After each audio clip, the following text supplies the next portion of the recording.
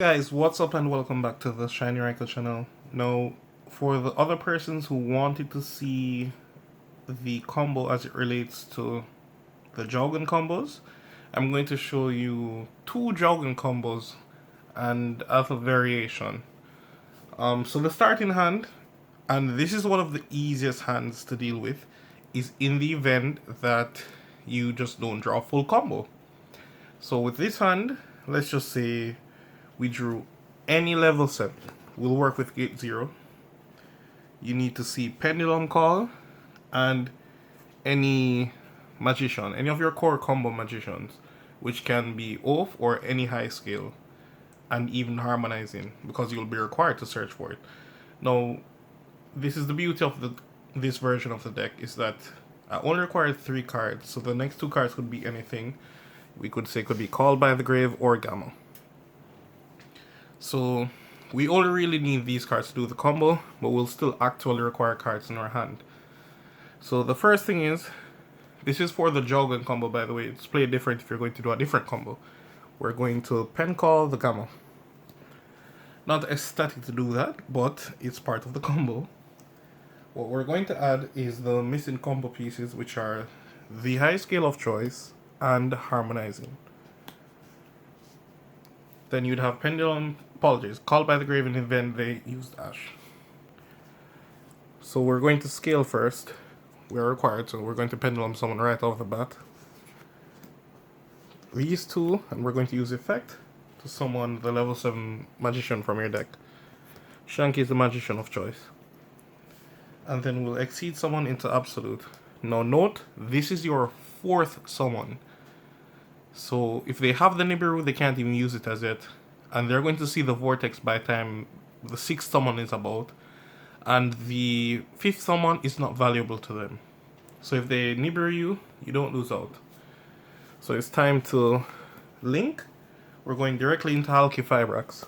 Now the reason why I'm going to Hulk instead of Cross Sheep is because I don't want to show you the combo in the event that we drew something that Cross Sheep can pull back.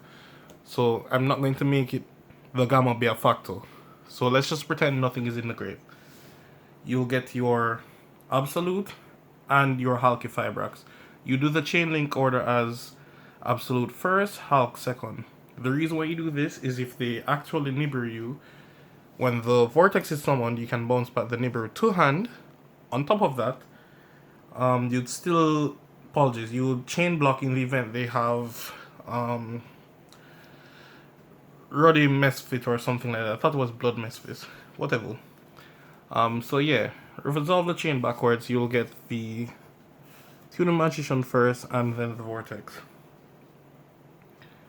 From here, the play is to use your Oath effect to get back the Harmonizing. And that's the real reason why you need Oath. It just gives you a free +1. So instead of being required to find additional monster, it just gives you back one normal summon. And there are several ways you can do this. But this is, this is going to be the combo for the jowgen. So we're going to summon IP. We'll use tuning effect because we have magicians in scales. And you can summon it anywhere, it doesn't affect the combo. And that's all you require, that's the full setup. Now you're going to end your turn. During your opponent's turn, when your opponent activates something, you can do the chain link order in any way, any direction. If you want to chain IP first, then Hulk, it doesn't change anything. So you're going to use both of them. So with IP, you're going to link with this to make your Celine. And the Hulk will summon Shooting. Shooting cannot miss timing, so you need not even worry about that. And Celine is a mandatory to put on counters. So none of the effects can miss. So there's no way to slip up as long as you activate everything. Now this is the point where you're going to use Shooting effect to send jowgen. So you're just using it as a Foolish Barrel. It's not exactly a Foolish Barrel. The monster in the graveyard cannot activate the effect this turn. So if you are intended to play something else and put it in graveyard, it will be required to be a non-activated effect. So just letting that be known. Now you can use your Celine's effect and pull back the jowgen immediately. It doesn't matter where you summon the jowgen actually. So this is it. The key thing to note is that you should try and get access to monsters that can tribute your jowgen, because you are also locked from special summoning. But the thing is, it doesn't affect you that much. It's not that deep. Straight up. I'm going to show you in the event, if they did Nibiru you, how to proceed. Alright, in the event they actually summon Nibs, so you'd be at this point, the last interaction before that they can summon Nibiru. This is your 4th summon, going into 5th. You go into your Hulk, and then you'll use Absolute Effect Chainlink 1, Hulk Chainlink 2. This is the last opportunity for them to Nibiru. So if they attribute the field, which is only Hulk, and they're going to give you the Nibiru in defense, you get to summon the Vortex to any zone. The token cannot affect you in any shape or form. You're going to use one corner, no matter which corner. So the token doesn't affect you. So you'll get the token. We can just use this as the token, because I'm not going to use it. Anywhere they put the token doesn't matter. And no, my apologies. The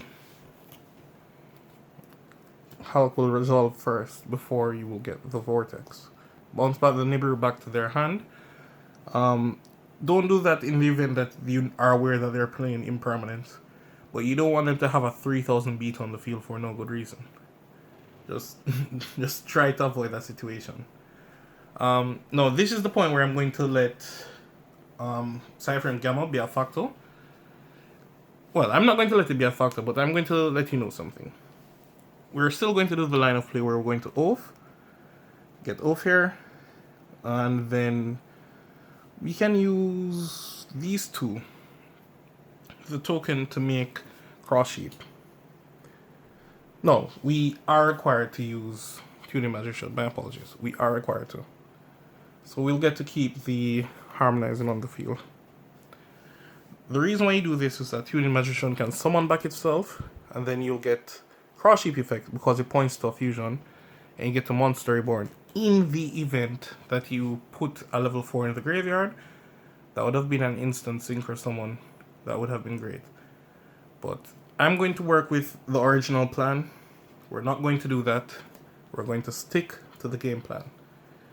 In this event, you cannot actually do the jowgen lock if they Nibiru here, but here's it, you can still make a board. So we'll go back to the token situation. The token is here, the Tuning Magician is here. We haven't even used the Tuning Magician effect to pull back as yet. We can use all 3 of them to go into Celine. So your second Celine, my apologies, this would be your first Celine. Celine will pull back Shanky because you'd guaranteed have a level 7 Magician in grave. Tuning can summon back itself, and then you would go into Borrel or any of your level 8 Synchros. So you can use Borrel here or Adamantipator. The reason why I normally recommend Adamantipator early on, no, you should actually go into Borrel. Let's not make the mistake. The reason why Borrel is a perfect situation is because it negates anything. I normally throw the Adamantipator Dragon on a weak board because the expectation is that they're going to destroy the board, and then I'll go over there next turn. So if they actually clean up the board, I would actually be able to summon the Borrel the following turn and with a softened board to go through, because they would have to use resources to go through my board. But the play is to make Savage first, just in case if 2 negates was enough to stop your opponent. Alright? But also keep in mind, if you had someone Dragite, if it got destroyed, Celestial Magician will Monster Reborn it back immediately, so you didn't really have much to worry about. And it will be able to negate again, because negating is not a hard... My apologies, it is. Negating on Dragite is a hard once per turn. That's sad. Alright, into the next version of the combo. Alright, version 2. Different hand, same thing. But this one is a little bit better in terms of you don't end on a flat board if you get Nibiru'd. So the same game plan. Pen call Darkworm. Going to add high scale plus harmonizing. We already have both in hand, so that's perfect for the Pendulum. We'll use Darkworm effect to summon itself. Next effect, add gate 0.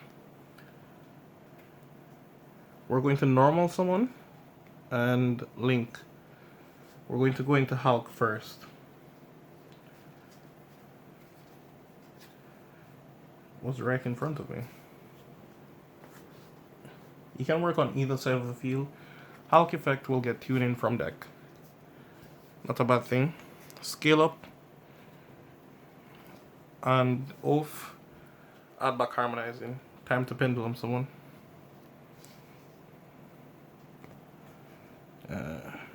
Yeah, you work here. Harm effect to someone from deck. And then you can exceed into your absolute. Now this way is susceptible to Nibiru. What I normally do first is to make Apollosa just to bait out the Nibs first. But if you know you're playing against someone who's not playing it in the main deck, you can always play it this way. Now, the fun fact here is that you get a lot of mileage out of doing this. I'll get my IP, and I'll also get Vortex. You can safely end your turn here. You don't have anything to worry about. On your opponent's turn, as I mentioned, you can use the effects in any order. Just wait until they activate something. So, as per mentioned, we're going to get Celine by using IP and your Tuning Magician. And Hulk will get your Shooting Riser. You will then be able to use Celine effect Chainlink 1, Riser Chainlink 2. Celine is required to be Chainlink 1 because it is mandatory. And it is 3 counters. While Chainlink 2 is going to resolve first, which is send in jowgen. So now is the time that you can Monster Born. Let's not do it too soon though. Let's use Riser to Synchro. We're going to get our Boral Savage here. And we'll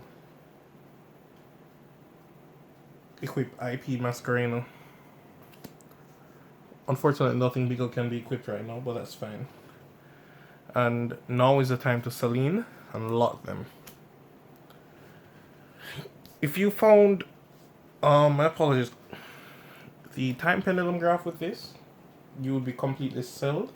As in, there's no way you could lose. Because they don't have an imperm to deal with this. Most likely they won't have an imperm because they would have impermanence something before they even see the jowgen. So it's highly unlikely that they're going to use impermanence across this. But you just want something there to disrupt them from just straight up attacking jowgen. But most persons surprisingly don't have a way to deal with it. Example would be, this is the reason why I don't play pure Endymions anymore. Because if someone summons jowgen on you, you instantly don't have a way to deal with it. Like, if you don't draw a monster that can attack over it, I guarantee you that's instant game. Furthermore, if they found a way to protect it from one attack, that's game. And that's how powerful jowgen is. And I think this is it. Like, you'll deal with them in your casual. Like, next turn you just deal with them like how you want to. You could use off and get back something. But the main idea is that you're going to get off, tribute this, and then just try to OTK. You can always mechanic Celine to pull back jowgen again whenever you feel like. Alright, so that's it for the jowgen combos. I'm going to post different combos going forward. You guys can tell me what you like about the combo. I definitely take you guys' opinion serious. And I'll change it up and see what else can be done. What I am thinking is to play the Red Dragon lock in terms of Calamity. It's not really a lock, it just makes your opponent cannot activate anything. But the thing is, what I didn't like with Calamity is that, one, it lost to the same thing that you'd have lost to if you didn't summon it. Because it loses to Sphere Mode, Dark Ruler no more. So that part didn't make any sense to me, if you're going to lose to the exact same cards. But I was thinking about the calamities because 4000 beat stick is kind of strong. Just saying. Alright, guys, that's it for me. Rate, comment, subscribe, and I'm out. Peace.